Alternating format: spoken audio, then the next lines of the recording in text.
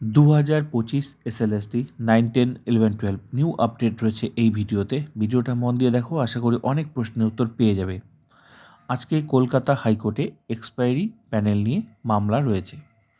এই expiry panel থেকে কারা কারা নিয়োগ পেয়েছিল 9, 10 এর ক্ষেত্রে, 11, 12 এর ক্ষেত্রে, সেটাই মামলা আছে এবং তাদেরকে বৈধ বলা যাবে না অবৈধ বলা যাবে সেটা নিয়েই কিন্তু কলকাতা হাইকোর্টে মামলা আছে, শুনানি আজকে আছে।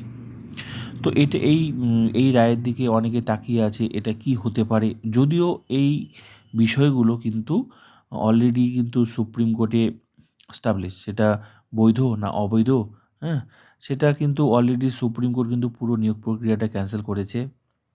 তো সেখানে পরিষ্কার করে লেখা আছে যে এরা বৈধ না অবৈধ, মানে টেন্টেড না আনটেন্টেড, কিন্তু নতুন করে কলকাতা হাইকোর্ট কিন্তু এখানে শোনা হচ্ছে।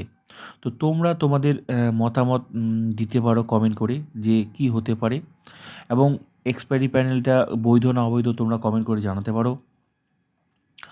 দেখো, নতুন করে এই সমস্ত মামলা কিন্তু কলকাতা হাইকোর্টে শুনছে। এর ফলে অনেকেই প্রশ্ন করছে, তাহলে কি পুরো এই যে 2016 চাকরিগুলো যে ক্যান্সেল হয়েছে, এটা কি নতুন করে আবার পুরো মানে রিওপেন হবে এই পুরো কেসটা? কারণ প্রত্যেকটা কেস তো এখানে শোনা হচ্ছে, তাহলে তো বাকিগুলো অবশ্যই যারা 2016 যে 26,000 চাকরিগুলো চলে গেছে, তাহলে কি নতুন করে আবার বিচার হবে যে কারা কারা চাকরি, কাদের চাকরি থাকবে, কাদের চাকরি থাকবে না?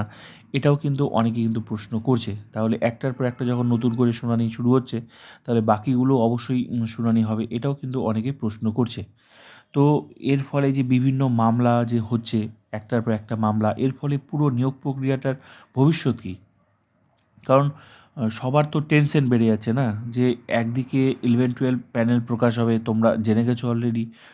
এই তোমার জানুয়ারি 16 থেকে 21 তারিখের মধ্যে অলরেডি সমস্ত কিছু কমপ্লিট 11-12 এর ক্ষেত্রে। এদিকে রিটেন থেকে সব কিছু, ইন্টারভিউ থেকে শুরু করে শুধু প্যানেল প্রকাশ হবে। তো এরই মাঝখানে কলকাতা হাইকোর্ট থেকে বিভিন্ন রকম মামলা, একটার পর একটা নতুন নতুন মামলা হচ্ছে, শুনানি শুরু হচ্ছে। তো আসলে কি হতে চাচ্ছে বা কি হবে, এটা কেউ জানে না। তো এর ফলে প্যানেল কি পিছিয়ে যাবে? প্যানেল প্রকাশটা কি পিছিয়ে যাবে? 9, 10 এর ডকুমেন্টস ভেরিফিকেশন শুরুই হলো না। এর ভবিষ্যৎ কী হবে? এটা কি আদৌ হবেই না? তাহলে একটার পর একটা মামলা। তো এগুলো নিয়ে সবাই প্রশ্ন করছে। তোমরা তোমাদের মতামত জানাতে পারো। আজকে কি হতে পারে, তোমরা তোমাদের মতামত জানাতে পারো। হুম? এই যে বিভিন্ন রকম মামলা, 10 মার্কস মামলা, বিভিন্ন রকম মামলা। যদিও এ সমস্ত বিষয়গুলো নতুন করে যে শুনানি হচ্ছে, এগুলো নতুন কিছুই নয়। এগুলো তো অলরেডি সুপ্রিম কোর্টে এস্টাবলিশড এই সমস্ত বিষয়গুলো। কিন্তু এখানে শুনানি হচ্ছে কলকাতা হাইকোর্টে। তাহলে অনেকে প্রশ্ন করছে যে তাহলে পুরো বিষয়টা কিন্তু রিওপেন হবে মনে হয়। তো সেটাও তোমরা হওয়া উচিত কি উচিত না।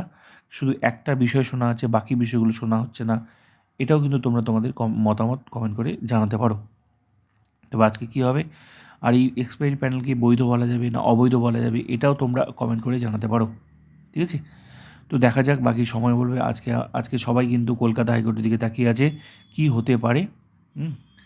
তবে এদিকে বৈধ বলা যাবে না অবৈধ বলা যাবে, এটা কিন্তু এখন আলোচনার বিষয় না। এটা তো অলরেডি সুপ্রিম কোর্টে এস্টাবলিশ এই বিষয়টা। হুম? তো যারা অর্ডার করতে পারো, তোমরা সুপ্রিম কোর্টের 2016 প্যানেলের 2016 মানে অর্ডারটা, চাকরি ক্যান্সেল হয়েছে, কারো কথা না শুনে সেই অর্ডারটা তোমরা পড়বে। ওখানে যা লেখা আছে দেখে নেবে অর্ডারে কী লেখা আছে। ঠিক আছে? তো আজকে দেখা যাক কলকাতা হাইকোর্টে কী ঘটনা ঘটে, আর এই নিয়োগ প্রক্রিয়ার ভবিষ্যৎ কী। প্রতিদিন একটার পর একটা কেস, এর ফলে কিন্তু মানুষ কিন্তু টেনশনে আছে।